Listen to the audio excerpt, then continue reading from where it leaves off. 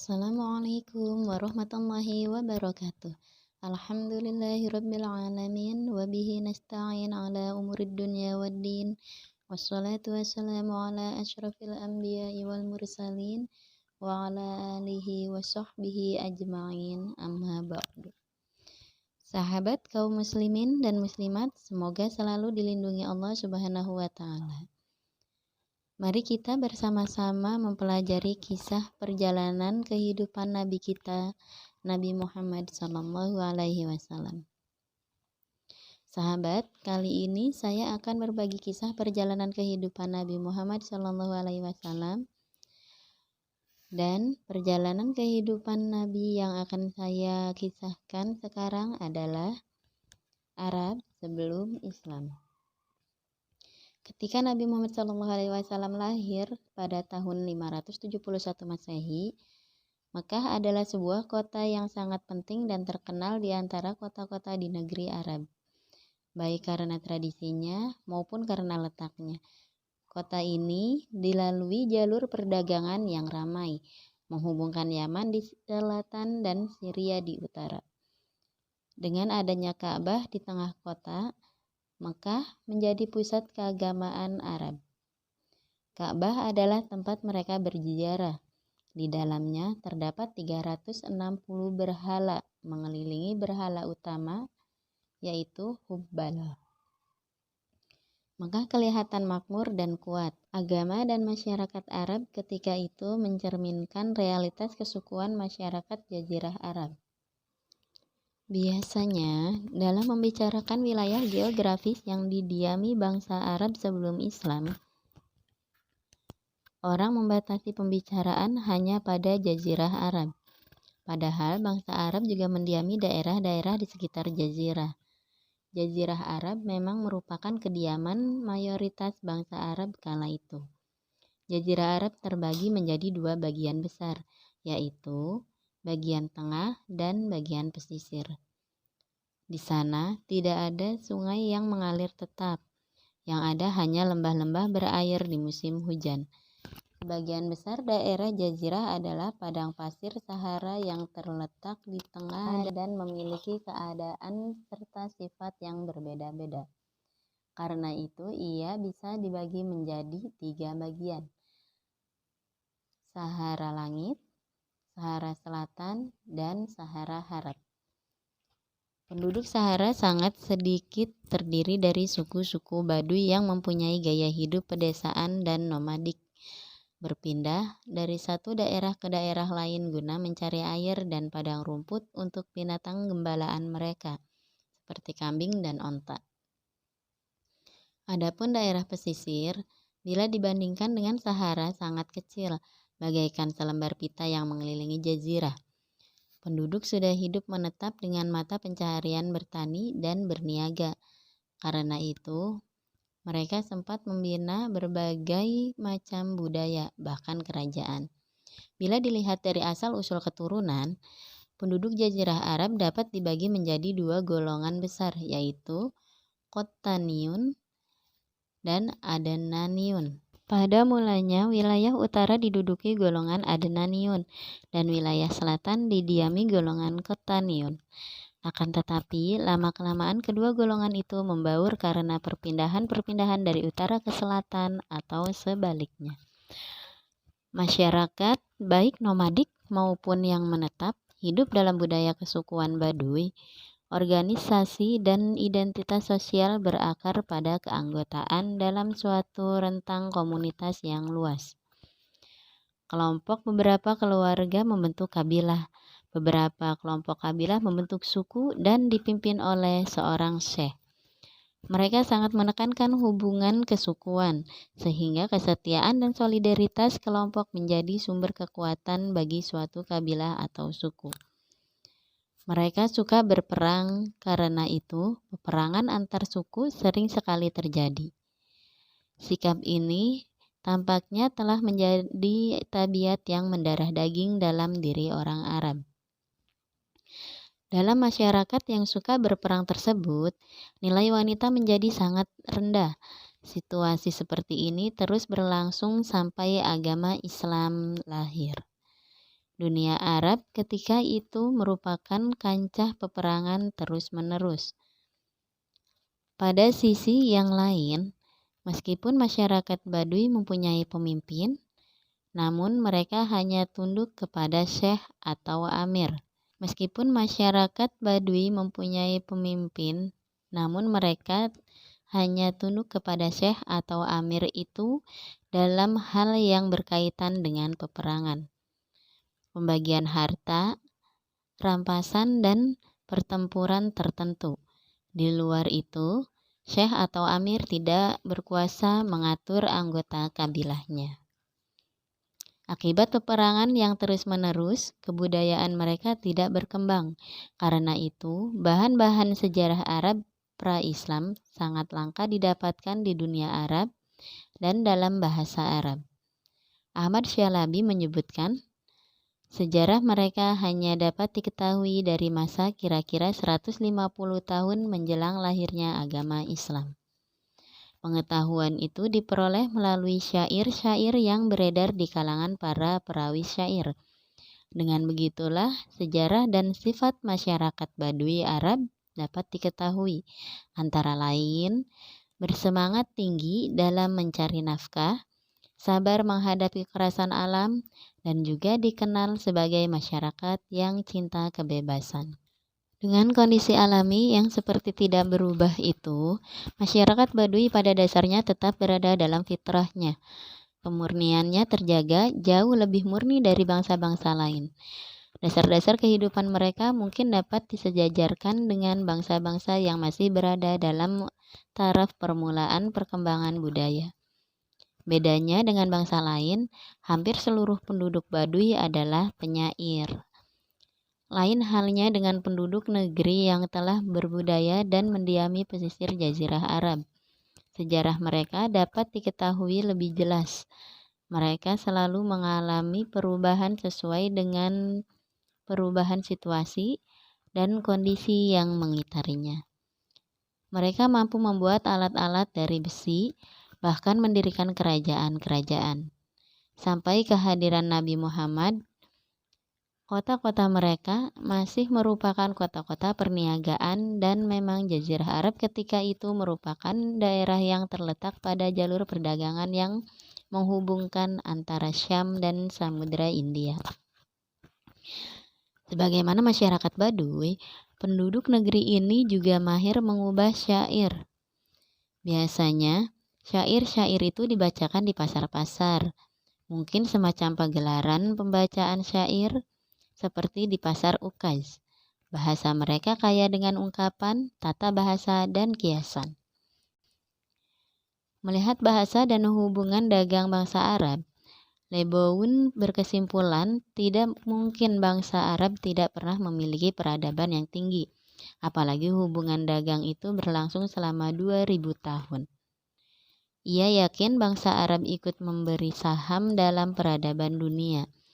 Sebelum mereka bangkit kembali pada masa Islam, golongan Qotaniun misalnya pernah mendirikan kerajaan Saba dan kerajaan Himyar di Yaman, bagian selatan Jazirah Arab. Kerajaan Saba inilah yang membangun bendungan Ma'arib, sebuah bendungan raksasa yang menjadi sumber air untuk seluruh wilayah kerajaan. Pada masa kejayaannya, kemajuan kerajaan Saba di bidang kebudayaan dan peradaban dapat dibandingkan dengan kota-kota dunia lain saat itu. Bekas-bekas kerajaan ini sekarang masih terbenam dalam timbunan tanah. Pada masa pemerintahan Saba, bangsa Arab menjadi penghubung perdagangan antara Eropa dan dunia timur jauh. Setelah kerajaan mengalami kemunduran, muncul kerajaan Himyar menggantikannya. Kerajaan baru ini terkenal dengan kekuatan armada niaga yang menjelajahi mengarungi India, Cina, Somalia, dan Sumatera ke pelabuhan-pelabuhan Yaman.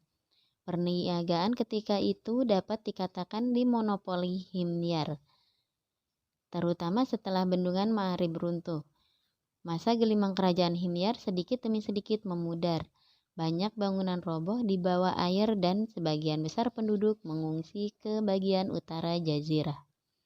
Meskipun demikian, karena daerahnya berada pada jalur perdagangan yang strategis dan tanahnya subur, daerah ini tetap menjadi incaran kerajaan besar Romawi dan Persia yang selalu bersaing untuk menguasainya. Di sebelah utara jazirah juga pernah berdiri kerajaan-kerajaan, tetapi kerajaan-kerajaan tersebut lebih merupakan kerajaan protektorat. Ini terjadi karena kafilah-kafilah Romawi dan Persia selalu mendapat gangguan dari suku-suku Arab yang memeras dan merampoknya. Untuk melindungi kafilah-kafilah itu, atas inisiatif kerajaan besar tersebut didirikanlah kerajaan Hira di bawah perlindungan Persia dan kerajaan Ghassan di bawah perlindungan Romawi. Kedua kerajaan ini berkembang dalam waktu yang hampir bersamaan, yaitu kira-kira abad ketiga sampai abad kedatangan Islam. Raja-raja yang berkuasa umumnya berasal dari keturunan Arab Yaman. Bagian lain dari daerah Arab yang sama sekali tidak pernah dijajah oleh bangsa lain, baik karena sulit dijangkau maupun karena tandus dan miskin, adalah Hijaz. Kota terpenting di daerah ini adalah Mekah, kota suci tempat Ka'bah berdiri. Ka'bah pada masa itu bukan saja disucikan dan dikunjungi oleh penganut-penganut agama asli Mekah, tetapi juga oleh orang-orang Yahudi yang bermukim di sekitarnya. Untuk mengamankan para peziarah yang datang ke kota itu, didirikanlah suatu pemerintahan yang pada mulanya berada di tangan dua suku yang berkuasa, yaitu Jurhum sebagai pemegang kekuasaan politik dan Ismail sebagai pemegang kekuasaan atas Ka'bah. Kekuasaan politik kemudian berpindah ke suku Khuza'ah dan akhirnya ke suku Quraisy di bawah pimpinan Qusay. Suku terakhir inilah yang kemudian mengatur urusan-urusan politik dan urusan-urusan yang berhubungan dengan Ka'bah. Semenjak itu, suku Quraisy menjadi suku yang mendominasi masyarakat Arab. Ada 10 jabatan tinggi yang dibagi-bagi kepada kabilah-kabilah asal-usul Quraisy, yaitu Hijabah, penjaga kunci-kunci Ka'bah, Siqoyah, pengawas mata air Zam-Zam untuk dipergunakan oleh para peziarah, Diyat, kekuasaan hakim sipil dan kriminal, Shifara, kuasa usaha negara atau duta, Liwa, jabatan ketentaraan, Rifadah, pengurus pajak untuk orang miskin, Nadwah, jabatan ketua dewan, Khaimah, pengurus balai musyawarah, Khazinah, jabatan administrasi keuangan, dan Azlam, penjaga panah peramal untuk mengetahui pendapat dewa-dewa. Dalam pada itu, sudah menjadi kebiasaan bahwa anggota yang tertua mempunyai pengaruh paling besar dan memakai gelar rais. Setelah kerajaan Himyar jatuh, jalur-jalur perdagangan didominasi oleh kerajaan Romawi dan Persia. Pusat perdagangan bangsa Arab serentak kemudian beralih ke daerah Hijaz. Mekah pun menjadi masyhur dan disegani, begitu pula suku Quraisy. Kondisi ini membawa dampak positif bagi mereka. Perdagangan menjadi semakin maju. Akan tetapi, kemajuan Mekah tidaklah sebanding dengan kemajuan yang pernah dicapai kerajaan-kerajaan Arab sebelumnya. Meskipun demikian, dengan Makkah menjadi pusat peradaban, bangsa Arab bagaikan memulai babakan baru dalam hal kebudayaan dan peradaban. Jadi, apa yang berkembang menjelang kebangkitan Islam itu merupakan pengaruh dari budaya bangsa-bangsa di sekitarnya yang lebih awal maju daripada kebudayaan dan peradaban Arab. Pengaruh tersebut masuk ke Jazirah Arab melalui beberapa jalur. Yang terpenting diantaranya adalah melalui hubungan dagang dengan bangsa lain, melalui kerajaan-kerajaan protektorat, Hira dan Ghassan, dan masuknya misi Yahudi dan Kristen. Melalui jalur perdagangan, bangsa Arab berhubungan dengan bangsa-bangsa Syria, Persia, Habsyi, Mesir, dan Romawi yang semuanya telah mendapat pengaruh dari kebudayaan Helenisme. Melalui kerajaan-kerajaan protektorat, banyak berdiri koloni-koloni tawanan perang Romawi dan Persia di Gosan dan Hiro. Penganut agama Yahudi juga banyak mendirikan koloni di Jazirah Arab. Yang terpenting di antaranya adalah Yashrib. Penduduk koloni ini terdiri dari orang-orang Yahudi dan orang-orang Arab yang menganut agama Yahudi. Mayoritas penganut agama Yahudi tersebut pandai bercocok tanam dan membuat alat-alat dari besi, seperti perhiasan dan persenjataan. Sama dengan penganut agama Yahudi, orang-orang Kristen juga mendapat pengaruh dari kebudayaan Helenisme dan pemikiran Yunani. Aliran Kristen yang masuk ke Jazirah Arab ialah aliran Nestorian dan Hiro dan aliran Jacob Baradi di Gasan. Daerah Kristen yang terpenting adalah Najran, sebuah daerah yang subur. Penganut agama Kristen tersebut berhubungan dengan Habasyah, negara yang melindungi agama ini. Penganut aliran Nestorianlah yang bertindak sebagai penghubung antara kebudayaan Yunani dan kebudayaan Arab pada masa awal kebangkitan Islam. Walaupun agama Yahudi dan Kristen sudah masuk ke Jazirah Arab, bangsa Arab kebanyakan masih menganut agama asli mereka, yaitu percaya kepada banyak dewa yang diwujudkan dalam bentuk berhala dan patung. Setiap kabilah mempunyai berhala sendiri. Berhala-berhala tersebut dipusatkan di Ka'bah, meskipun di tempat-tempat lain juga ada. Berhala-berhala yang terpenting adalah Hubal, yang dianggap sebagai dewa terbesar, terletak di Ka'bah. Lata, dewa tertua, terletak di Thaif. Uzza, bertempat di Hijaz. Kedudukannya berada di bawah Hubal dan Manat yang bertempat di Yasrib. Berhala-berhala itu mereka jadikan tempat menanyakan dan mengetahui nasib baik dan nasib buruk. Demikianlah keadaan bangsa dan Jazirah Arab menjelang kebangkitan Islam. Sekian kisah ini. Jangan lupa share, like, komen, dan subscribe agar tidak tertinggal kisah-kisah selanjutnya. Semoga kisah ini bisa menjadi motivasi dalam kehidupan kita. Wal afu minkum. Wassalamualaikum warahmatullahi wabarakatuh.